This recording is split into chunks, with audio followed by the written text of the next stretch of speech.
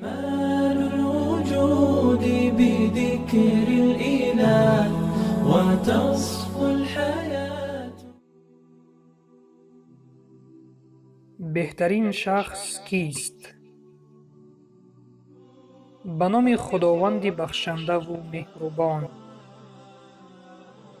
پیامبر اکرم صلی الله علیه و سلم فرمودند: بهترین مردم صاحب قلب سلیم و زبان راستگو است. پرسیده شد: قلب سلیم چیست؟ گفتند: وی قلب خدا ترسی پاکیزه ای که نه گناه است در آن و نه ظلم و نه حسد. پرسیده شد: از پی آن کیست؟ فرمودند: نفری که دنیا را پس داند و آخرت را دوست دارد. باز پرسیده شد: از پی آن کیست؟ گفتند: مؤمنی که صاحب اخلاق نکو باشد. روایت طبرانی و ابو نعیم. قلب و زبان این دو نعمت خداوند است که بر ما عطا کرده است. در اسلام به آنها اهمیت خاصی داده می شود. قلب در جسم انسان به مانند پادشاهی می باشد که به تمام اعضای بدن فرمان می دهد.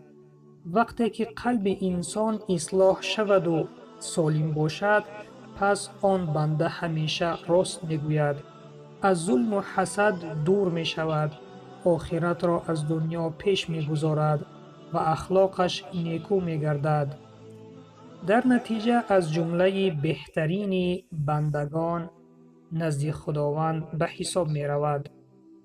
پس برادر و خواهر عزیزم، این دو نعمت گران را که قلب و زبان است که خداوند بر ما امانت داده است، بر این دو نعمت خیانت نکنیم.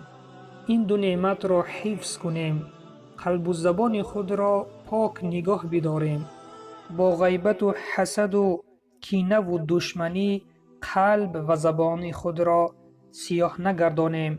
قلب و زبان خود را همیشه از این گناهان پاک نگه بداریم تا روز قیامت این قلب و زبان بر ضد ما شهادت ندهند. چنانه که از مادر به دنیا آمده ایم قلب و زبان پاک داشتیم و این چنین با این قلب پاک و زبان پاک زندگی بکنیم و این دنیا را با زبان پاک و قلب پاک گذاشته برویم. و سلام بر آن شخصانی که راه هدایت را پیش گرفتند.